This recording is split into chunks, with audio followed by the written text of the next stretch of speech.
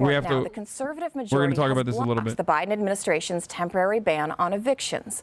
Weijia Jiang is here now to break this ruling down for us. Weijia, good morning. Is this a blow for the president at the hands of the high court? I mean, you may remember that President Biden was not going to try to implement any additional measure to help people who were struggling to pay the rent, because he said, despite trying, despite the CDC looking for a legal path forward, there simply wasn't one. But there was mounting pressure from progressive lawmakers. You might remember Cori Bush, who was literally camped out on the steps of the Capitol because she was urging the administration to act. And, you know, at the end of the day, he said, I'm going to give this a shot, even though he acknowledged it was likely not going to pass constitutional muster. But the one thing that may have done is give some local and state jurisdictions more time to distribute funds that Congress had already approved. But it doesn't seem like they did. Nope, 40 billion is still unused. So no, that did not happen. And it didn't happen for the past year. So why would it happen now? I believe the number is somewhere around $21 billion of unpaid rent right now in the United States of America. And the amount of funds that we had for rental assistance programs was like around, was it 60? I mean, it's double the amount. Here, I'll give you the actual numbers. I should stop freestyling. Okay, the Alabama Association of Realtors, which sued to challenge the moratorium in the Friedrichs case, argued that landlords would lose $13.8 billion to $19 billion each month in unpaid rent as a result of the moratorium, which is a lie. That's not a fair estimation. Okay? The March and December stimulus package gave states $46.5 billion in emergency rental assistance, but Insider reported on Wednesday that only 11% of that aid has gone out, with 89% of it unspent at the time of the Supreme Court's ruling. 89% of the $46.5 billion is unspent, just waiting to be spent right now. Did that much with the time, quite frankly, because just yesterday we heard from the Treasury Department that only about $5.1 billion of the $46 billion already approved by Congress for rental assistance has gone out through the end of July. And so that's precisely what the administration, what President Biden will focus on now, is trying to get that money through, since it's just sitting there. There is no vehicle to use this money appropriately. That's one of the issues, okay? That's one of the main problems. In the United States of America, we do not have like accurate aid distribution programs. A lot of people don't have fucking bank accounts. We don't have public banking in postal offices. You know what I mean? So that's one of the significant hurdles to overcome. So that money's just sitting there. Some of the landlords don't want that money because they want to fucking be able to evict their renters and take advantage of the new rental market where they can overcharge for that same fucking house without repairing it. So, Weijia, how did the administration respond to this ruling? Well, Jen Psaki, the press secretary, issued a statement. She said, a lot of the, one last thing. A lot of the government programs are also incredibly difficult to take advantage of. It is so purposely convoluted and so purposely difficult to fucking actually get money out of the government. Literally on purpose, by the way. Like in Florida, for example, trying to get unemployment insurance in Florida is nearly impossible. And the glitches are built into the system. The glitches are literally built into the website. So it's as difficult as possible to be able to get unemployment insurance. In Florida, like they openly state this. Okay? So the same like hoops that you have to jump through in order to get like any sort of aid or any sort of relief for your rent assistance is also incredibly difficult. Once you fill up that fucking mountain of paperwork and become a bureaucrat in and of itself, and become a bureaucrat on your own to be able to even get this relief, and you might not have time to be able to do that, but let's say you did, let's say you fucking figured it out, let's say you finally were able to fill out the paperwork and get that relief, then your landlord could just say, no, I don't want this. So there's also that.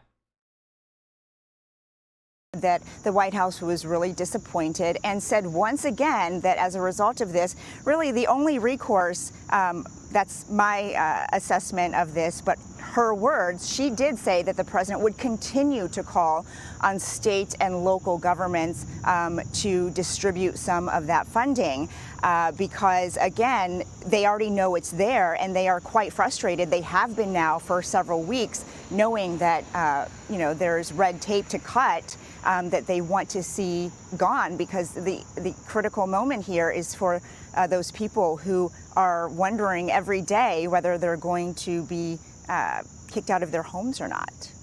But this is not the first time this has happened. I mean, the last time that this was overruled by the Supreme Court, the administration basically said, like, our hands are tied. We can't do it anymore. The Supreme Court said we can't. And then, as you mentioned, they did it again. I need to show you some of the opinions from this fucking SCOTUS decision, dude. It is so nasty. It's such bile, dude. Please tell me this article has some of the links. The majority opinion, which was unsigned, said the Centers of Disease Control and Prevention had exceeded its authority. The CDC has imposed a nationwide moratorium on evictions in reliance of decades-old statute that authorized it to implement measures like fumigation and pest extermination, the opinion said. It strains credulity to believe that this statute grants the CDC the sweeping authority that it asserts. Stephen G. Breyer, writing in the three dissenting justices, faulted the court for its haste during a public health crisis. I don't care about the dissenting ones. Justice Breyer wrote that the public interest is not favored by the spread of disease or a court second-guessing the CDC's judgment. But landlords who've said the moratorium saddled them with billions of dollars in debt hailed the move. The government must move past failed policies, blah, blah, blah. Fuck you guys. It's like, it was really good. It was really fucking good. They said shit like, what's next? Is the CDC going to mandate that everyone have a free laptop? Or a free phone? That's what they were saying. Anyway, the point was that here.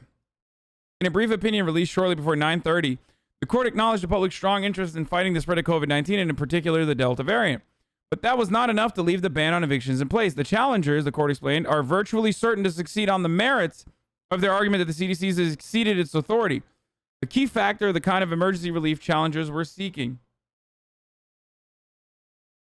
Because the CDC had relied on decades-old statute, we already talked about that. The court noted since its earlier proceedings in the case, the government has had additional time to distribute funds.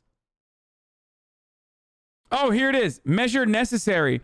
Could the CDC, for example, mandate free grocery delivery to the homes of the sick and vulnerable, require manufacturers to provide free computers to enable people to work from home, order telecommunications companies to provide free high-speed internet service to facilitate remote work?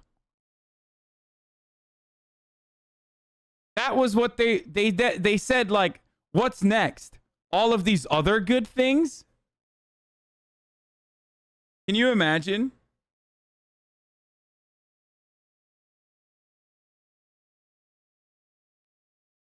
I love that. And that is at the heart of why the Supreme Court operates the way it does. It's a fucking capitalist defender of it's like the final fucking defense of capitalism. If we allow the state to tell people that they cannot be robbed of their basic need for survival, like shelter, then what's next? That's the fear. The what's next is the fear. That's why they're doing this. Literally to the slippery slope fallacy. I mean, it doesn't matter. It doesn't matter that it's a fucking slippery slope. Think about how terrifying a proposition it is for the Supreme Court justices that are tasked with upholding some of the most oppressive structures under capitalism. That the genuine fear that they express so openly on this fucking opinion that none of them were courageous enough to sign. That, what if the government forced people to fucking get grocery delivery or, have telecommunications in a time of need? Wild. It's the same energy as kids are addicted to free food. Kids will get addicted to free food, as they said in Milwaukee. Really, really fucked up. So now, as a consequence of this decision, you know, in the absence of any sort of serious measure put in place to provide adequate relief to the people that need it, millions of people are slated to be evicted in the middle of a fucking pandemic when the next spike is going to come soon, especially in fall as summer is going away, as we're getting into fall. And there's still this unspent money. So what more can they do? Can they push Congress to act? Where do they go from here? Well, they will try to push Congress to act, right? Because that's exactly what the ruling said, that it must be up to those lawmakers to authorize this, not any federal agency that wants to enforce power that it does not have. But the reason why President Biden had to move forward without lawmakers is because they did not have the votes. You may remember this was a little bit of a hot potato. The administration called on House Speaker Nancy Pelosi to do something, to take it to the floor, to have a vote on legislation to extend the moratorium. That caught the speaker a little bit by surprise. And there was this back and forth, very public, almost blame game happening about whose responsibility it was to try to extend the moratorium.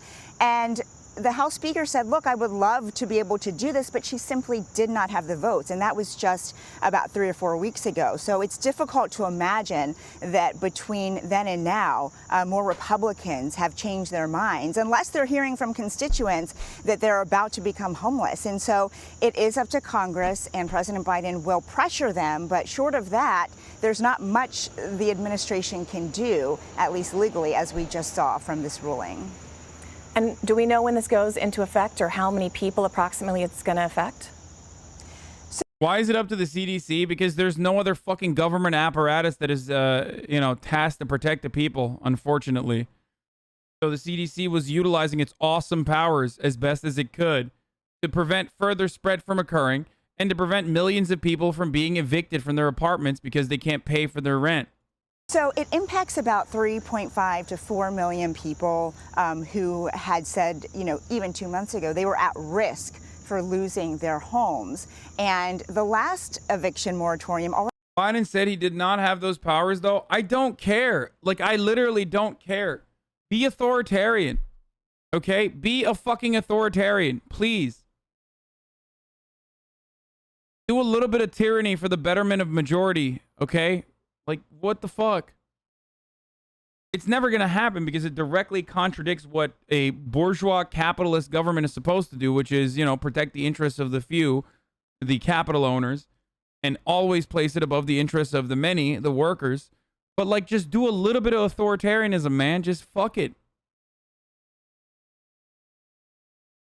The CDC has no right to control a disease on a large scale. Wrong. You're literally wrong. You're completely wrong. The CDC has, like, insane powers. I mean, this Supreme Court decision will unroll that a little bit, but up until this moment, the CDC has awesome powers, like unimaginable powers, dude. They are literally the fucking Center for Disease Control. Are you memeing? It's got to be a meme, right? Already ended on July 31st. And so it's done. There is not this federal protection. I literally do not care that Bernie Sanders went live. Like, I promise you I'm not going to watch it. And that bans landlords from trying to push people out of their homes. But, you know, that's the other piece of this, right? Because landlords say they have bills to pay too. And so, you know, they are struggling as well. They should get a job. Like, seriously. A thing you can do if you are a landlord and you're struggling to pay your bills is get a fucking job. Why don't you get a job? It's an investment, right? And your investment is fucked right now. Okay, so what do? Like, what a silly thing. This is what I don't understand. You made an investment, and now you're eating the loss of that investment. Why is it up to the government to fucking protect you and defend your investment? Every landlord tries to act like they're just a small homeowner, like they only have their own home and that's it. It's like, no, motherfucker, get a job. Literally get a job. Being a landlord is a job? Is it? Let the fucking renters deal with the problems of the house then. Fuck it. Get a job. Can you imagine your dumbass fucking Wall Street Bets friends that are like, day trading? They put all of their assets into some dumbass stock and then they lose it all. Do they get to go to the government and be like, meh, I lost all of my money. I made a bad investment. No, we say, get a fucking job. Literally, get a job. It seems like there are a lot of places that are hiring. They're looking desperately for new waiters and waitresses and things like that. Get a job. As well, without rent money coming in. And that's why, it's just another sign, Christina, of how devastating this pandemic has been financially on the millions of Americans who, again, are now wondering, without this protection. Get a job at the Tenants, don't you have the dumbest take ever? The Tenants do have a job. Most of the time, the Tenants absolutely have jobs, idiot. What the fuck are you talking about? It's just that the budget shortfall is built into their existence, so they still can't pay their fucking rent. How they are going to pay the bill. Devastating and with no easy solutions. Ouija, thank you so much. Sure. Landlords get a job so renters can stay living rent-free. Cool, so the renters stay home then and don't have to pay rent or get a job. What?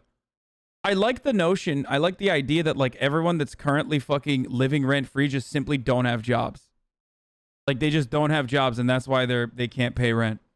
And not because like rent is insanely fucking expensive for so many people and that their time might have been cut during COVID. The difference between a renter and a landlord is literally that they have more money than the renter. Okay? They have more money, so they were able to fucking purchase a house. And now they're,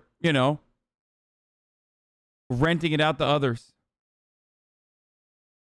Everyone who defends landlords has never either actually rented or have their mommy and daddy pay it for them. I don't know. Maybe. I'd like to manage property one day through my own investments. It feels weird to have you have this take on landlords. I am a firm believer and an advocate for decommodifying housing in its entirety. So you will not hear a different take from me on this. While I understand that, unfortunately, under our current organization of the economy, there are older people that like literally have one fucking property that they've dumped all of their cash into, and now renting that out is basically the only way that they can continue surviving because they can't actually work. I'm not trying to get a 65-year-old or a 60 or a 70-year-old grandma who has like an additional apartment to go to fucking work or anything like that. Clearly, that's not what I'm advocating for. I understand that. Okay? But if you're like, if you own multiple fucking properties and that's a nice little additional amount of income that you're getting, and most of these landlords don't just sit on properties, they also have actually like, other jobs that they work at. Then that's an investment that is unfortunately not, bringing a lot of return this year. Sucks to suck, I think. I am a landlord because we are able to purchase other properties that we make nothing on except for the rent pays for the mortgages, but every year while the house increases in value in 10 years is worth way more too. The cost use nothing because renters. Yeah, exactly. It is unfortunately incredibly easy to make money off of the real estate market in this country. Like in comparison to other investments, it is literally one of the most like risk-free investments that you can get into. There should be a little bit more risk. No, it's not. Dude, are you fucking kidding me? You literally you straight up sink a fucking down payment. If you have enough capital that you've accumulated that you can get a down payment, it's a ripperoni, dude. It just put it in and then turn around and, get the renters to pay the mortgage plus and then some on top of that. Like houses that I wanted to buy that I was looking at, they would rent out for like 15 grand on the market, but the mortgage payment is around like $7,000 to $10,000. Tenants have almost zero rights. The entire system is designed to protect property and landowners. Absolutely. Abso-fucking-lutely, dude. You're having a renter literally pay your equity on a loan that you were... The only difference is you were able to take out a loan, okay? That's it. You had enough money and a good enough credit score to be able to take out a loan. That's the big difference between you and the renter, okay? So once you do that, you're literally getting other people who don't have that kind of money, that kind of like original amount of cash or income to pay your fucking debt over the course of like however many years that you rent it out. All the while, your property value is increasing that you can fucking sell off at any given moment. I rented from the same guy for 4 years. He lived in a different state and paid a property management company to handle everything. Never even met the guy. Of course not. Just like you never meet the fucking, the shareholders of your company. It is an investment. Turns out it's risky. It's a risky investment for once. That's a cap. Everything is in place to protect tenants. Landlords always get fucked. Dude, you are delusional, dude. Come on. What the fuck are you talking about, dude? It's not easy money. Having lots of rentals to look after is a liability. Maintenance, insurance, bad renters. It takes a lot of work. Okay, don't do it. Don't do it then. If it's so difficult, don't fucking do it. Do something else. I mean, literally, just do something else. There is no such thing as tenants' rights anywhere. Like, here's the thing, dude.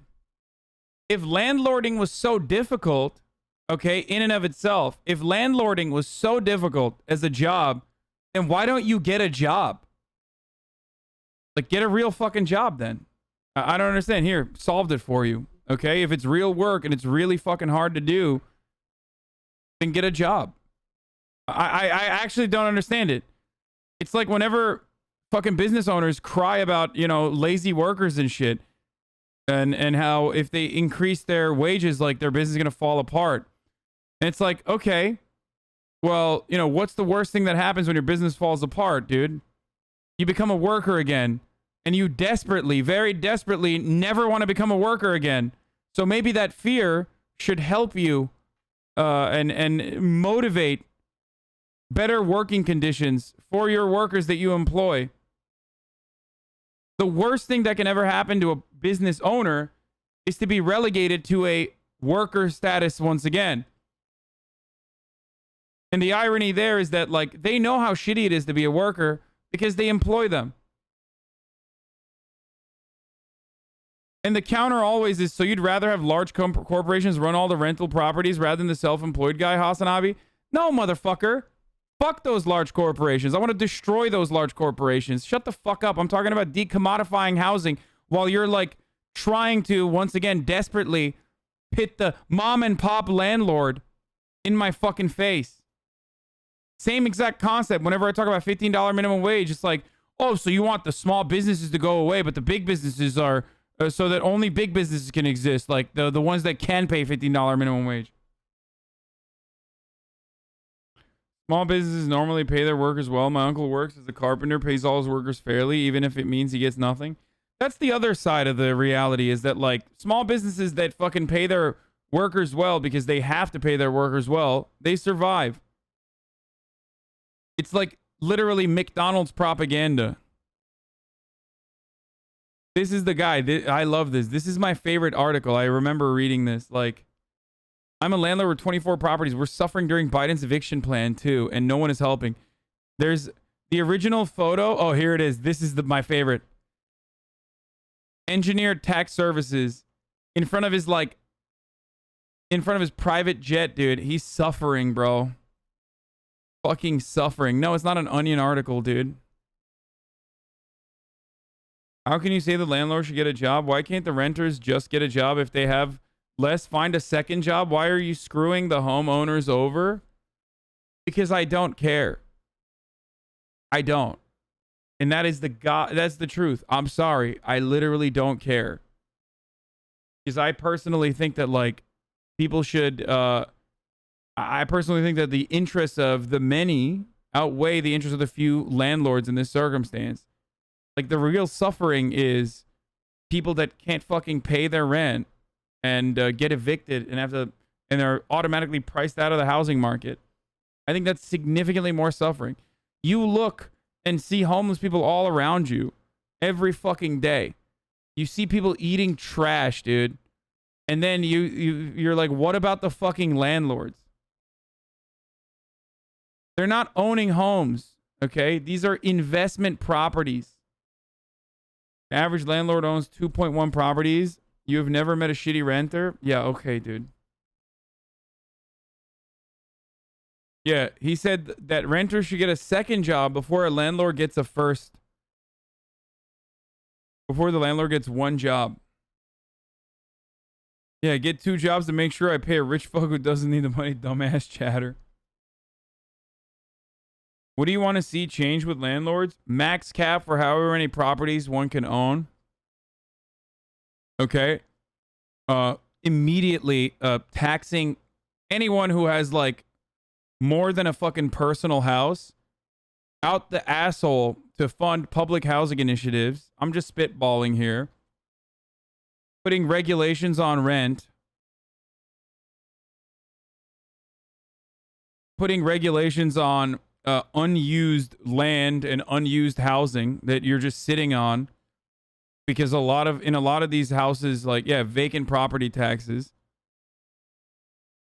Because in a lot of these markets, like, there are literally empty houses. They're called teardowns. And teardowns, they just sit there. There's nothing. You don't need to spend any money on it.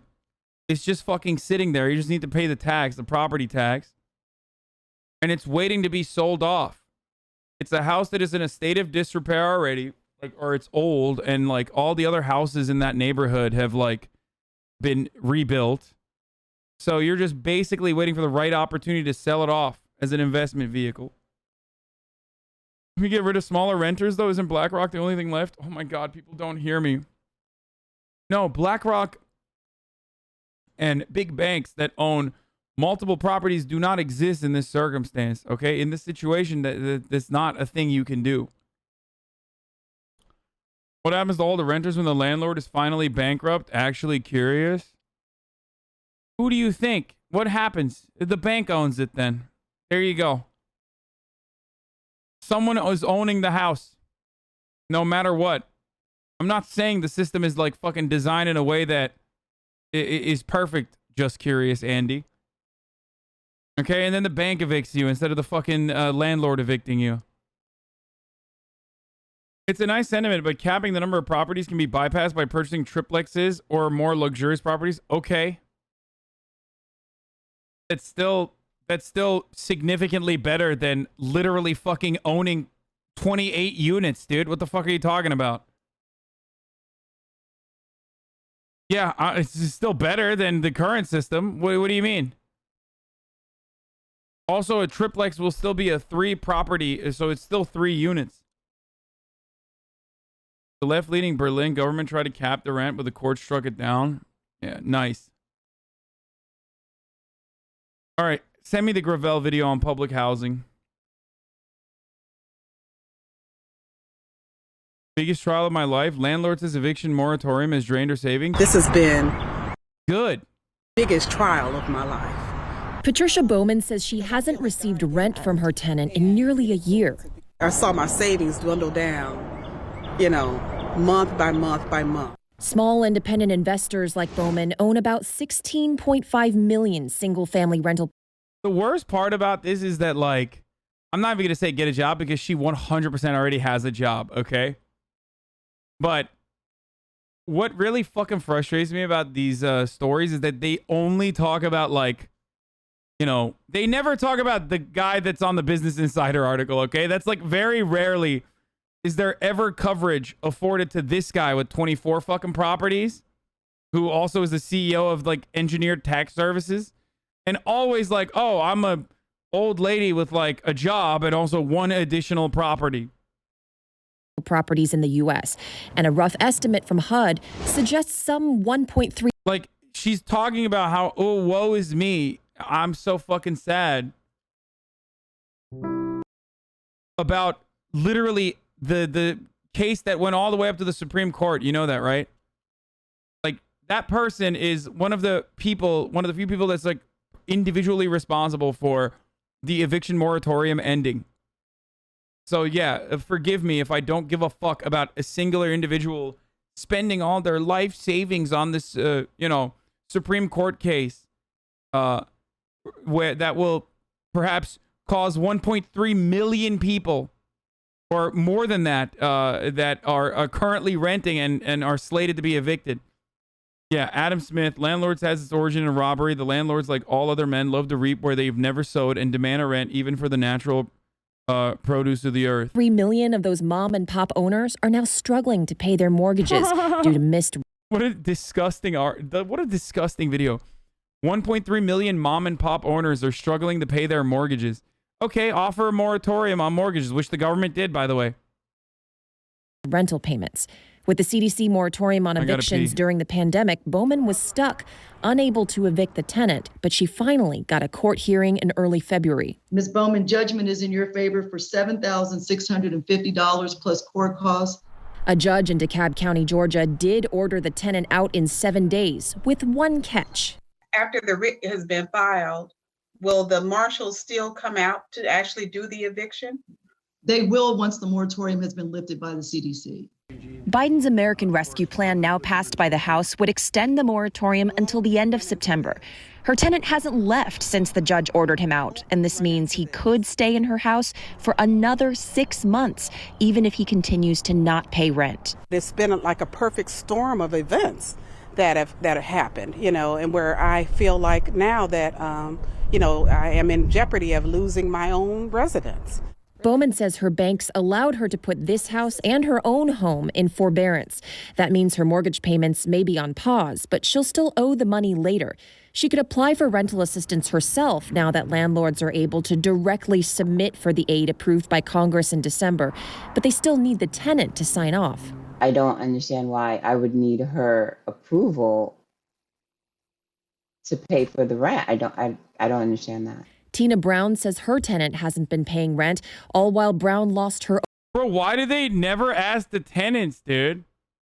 Like, I just don't understand. It's always like they always are asking the fucking landlords, dude.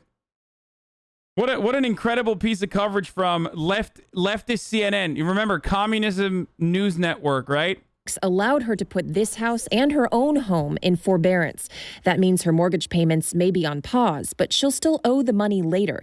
She could apply for rental assistance herself now that landlords are able to directly submit for the aid approved by Congress in December, but they still need the tenant to sign off. I don't understand why I would need her approval to pay for the rent. I don't understand that. Tina Brown says her tenant hasn't been paying rent, all while Brown lost her own job during the pandemic, temporarily moved in with her mother, then finally moved into the basement of her rental property right beneath her non-paying tenant.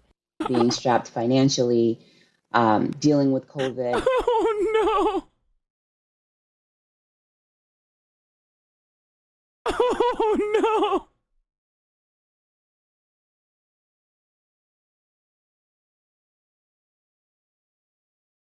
Oh, that's fucking funny, dude. Yeah, reverse parasite. Fuck. Oh, that's pretty funny. Okay, I'm sorry. Jesus Christ. Dealing with not knowing where you're going to live, and then also dealing with the possibility of losing your property. It's terrifying. But more help is likely on the way. Wait, she's saying you don't know where you're gonna live, and that's terrifying. While she's on a broadcast talking about how, like, I want to evict the fuck out of these people and put them into that exact same condition. What the fuck? She's literally like, why won't the government help me? What the fuck? The stimulus package passed by the House. If you're a landlord and you're at the point where you're extremely frustrated, which you have, the circumstances would justify, now is not the time to try to evict. Because no one will receive rental assistance if the tenant is kicked out, Reef says. She says advocating for tenants is also advocating for smaller landlords too, who provide most of the scarce affordable housing in this country. It's a timing issue right now between getting this rental assistance to the landlords in time to save the affordable housing. So right now in global. So as I was saying, like, since the beginning of the pandemic, property owner Matthew Haynes said he's lost $250,000 in rental income from tenants who do not pay rent. I've never woken up having panic attacks before this year, said Haynes, 53, who owns and manages 253 rental units in the Dallas area.